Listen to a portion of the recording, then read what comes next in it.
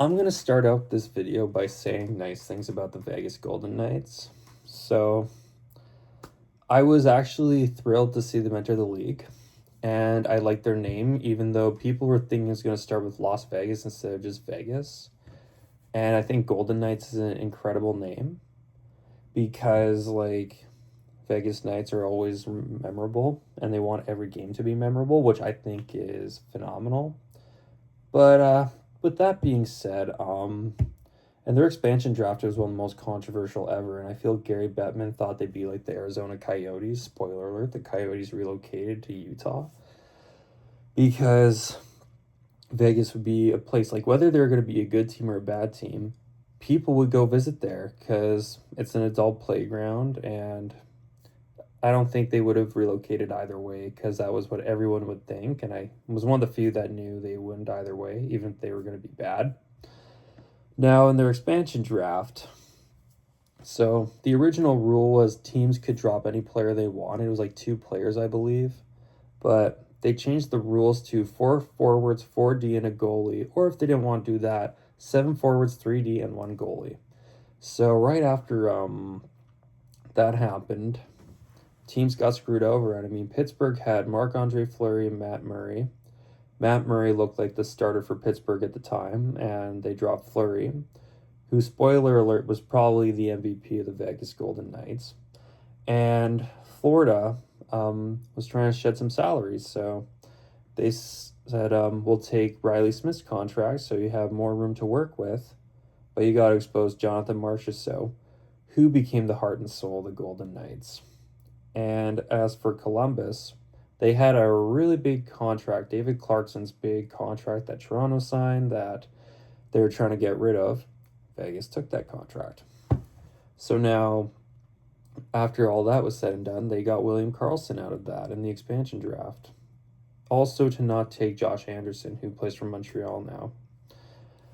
So, yeah, the team became the best expansion team ever. Also, Nate Schmidt was one of those players too, who was good for Vegas, and Cody Eakin was another. And yeah, it was rather funny because I lost respect for them after they beat Winnipeg in the playoffs because I don't feel like they outplayed Winnipeg. I feel like it was rigged, and I think they did that so Vegas has a permanent fan base, bragging rights, that our expansion team was so good that they made the finals in the first year and lost to the GOAT.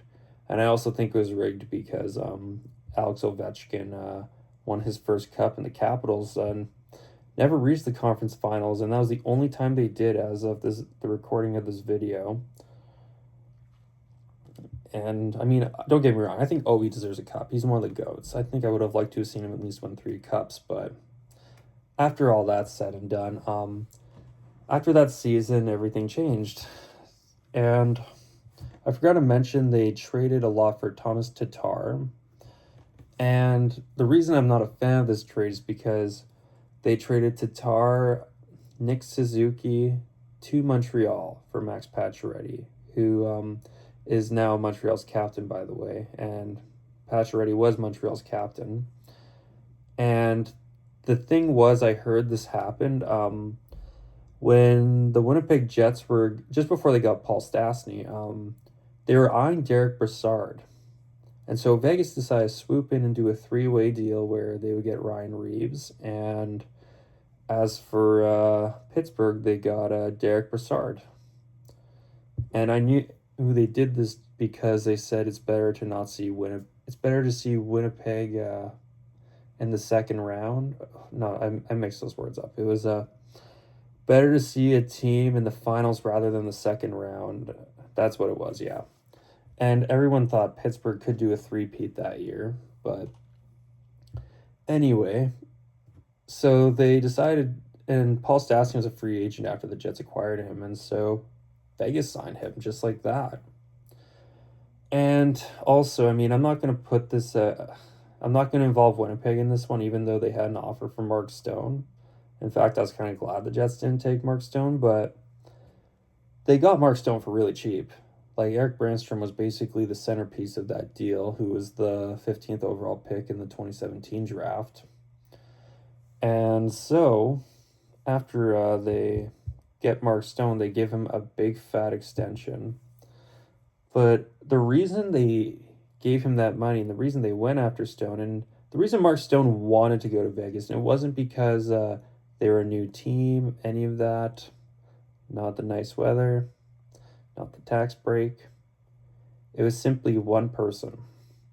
So the Brandon Wheat Kings was Mark Stone's junior team, and the old owner and general manager was Kelly McCrimmon, who is present day the general manager of the Vegas Golden Knights.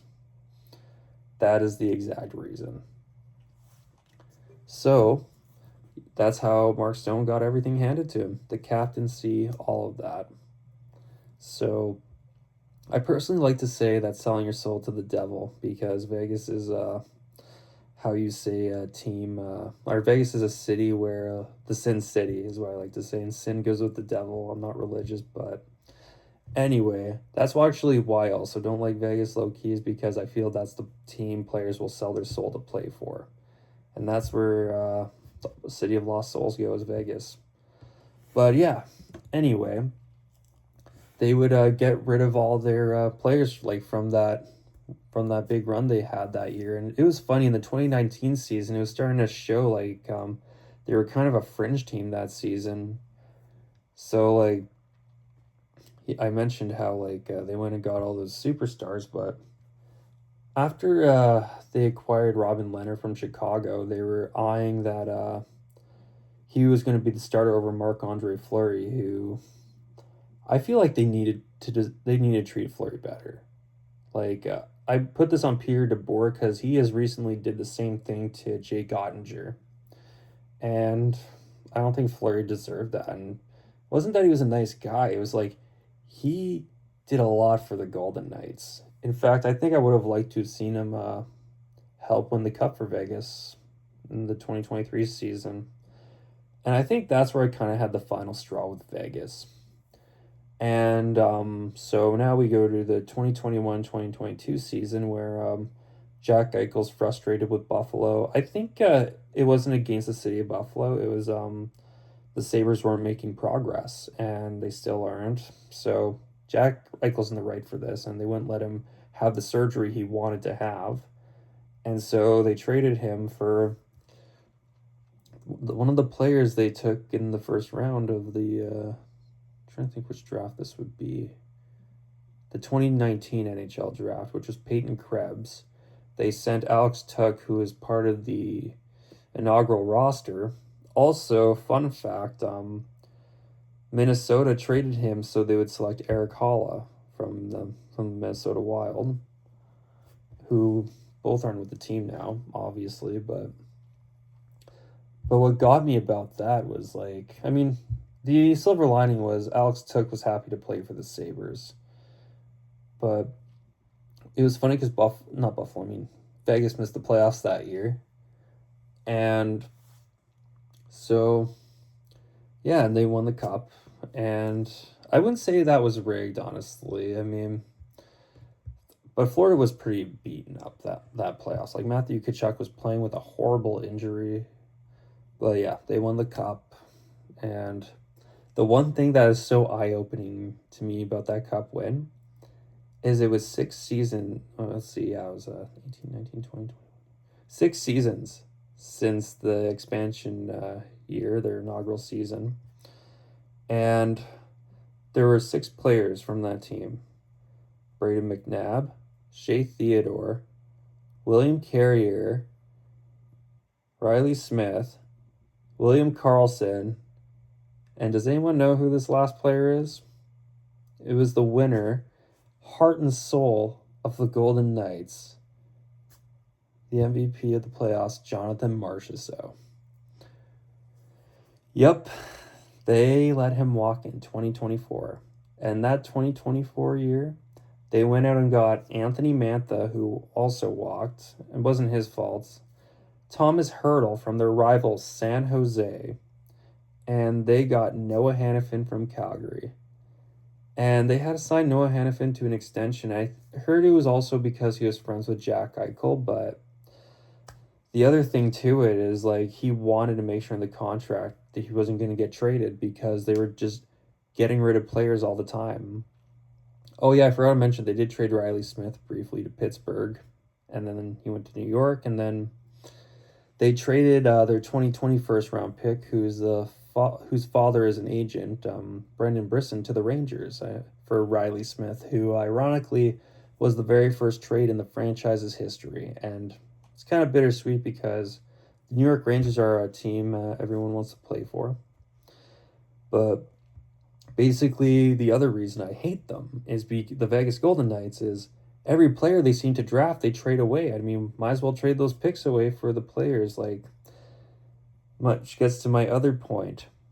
Like, they traded like their first ever draft pick in their franchise's history. And the other funny thing to this is they always just get ex Brandon Wheat Kings. Like, they basically did a three-way deal with Cody Glass to get Nolan Patrick, and Nolan Patrick was a good player, and unfortunately injury set him back. But anyway, the reason I hate the Vegas Golden Knights is they set a player standard differently, as it would be a big honor to play for the Golden Knights more than it is to make the NHL, if anyone gets where I'm going at.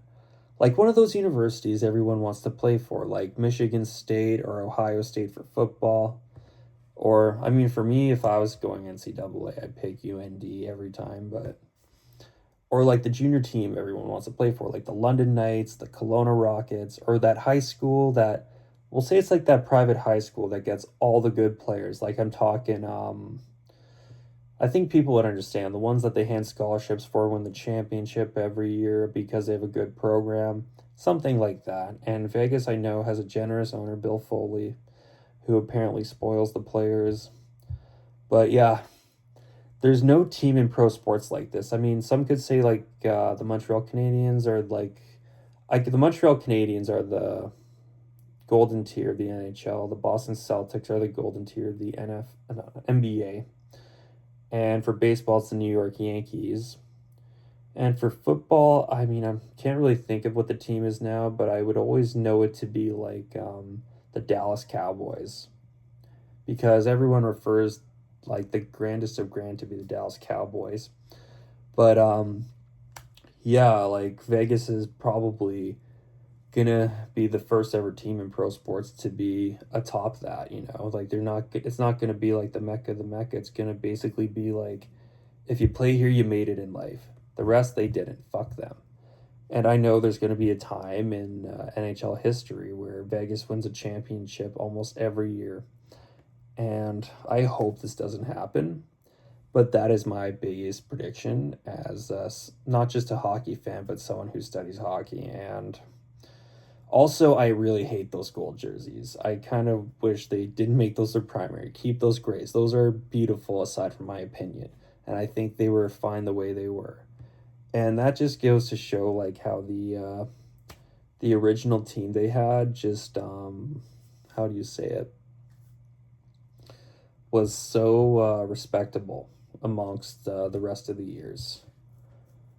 I mean, I know the owner said he wanted them to be gold, and I understand Golden Knights, but those gray jerseys say everything. And it's kind of funny because like it would be a cool idea if they had an CHL affiliate called like the Bronze Knights, and I know they're going to be called the Golden Knights, the Silver Knights, the Desert Knights, but it's funny because like it's bittersweet for me because the Golden Knights are like top tier. Like gold is always top tier. Silver Knights, Henderson Silver Knights is I would say B tier, and then there's gonna be I heard Reno's getting an AHL team, so like they I know their team's in Tahoe. I can't think of the name right now, but yeah, so like Tahoe has a Tahoe Night Monsters. There we go.